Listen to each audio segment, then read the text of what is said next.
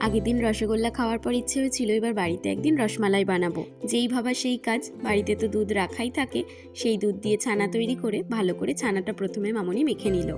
এরপর ছানাতে বাইন্ডিংয়ের জন্য দিল অল্প পরিমাণ ময়দা, কারণ বেশি ময়দা দিলে তো আবার এটা শক্ত হয়ে যাবে। ময়দা দিয়ে আবার বেশ কিছুক্ষণ মেখে নিয়ে তারপর গোল গোল করে একটা থালায় পাশে তুলে রেখে দিল। এবারে কড়াইতে জল দিয়ে জলটা ফুটে এলে তার মধ্যে এলাচ গুঁড়ো আর চিনি দিয়ে দিল। চিনি শিরাটা তৈরি হয়ে গেলে একে একে তৈরি করে রাখা ছানার বলগুলো এর মধ্যে দিয়ে দিল। মিষ্টিটা তৈরি হয়ে গেলে মিষ্টিটাকে তুলে নিয়ে একটা ঠান্ডা জলের পাত্রের মধ্যে ঢেলে রাখলো। অন্যদিকে আরেকটা বাটিতে দুধ ফুটিয়ে তার মধ্যে এলাচ গুঁড়ো আর চিনি দিয়ে সেটা ক্ষীরের মতো তৈরি করতে থাকলো। আর অল্প পরিমাণ দুধ তুলে রাখলাম বাটিতে, তার মধ্যে কেশর দিল।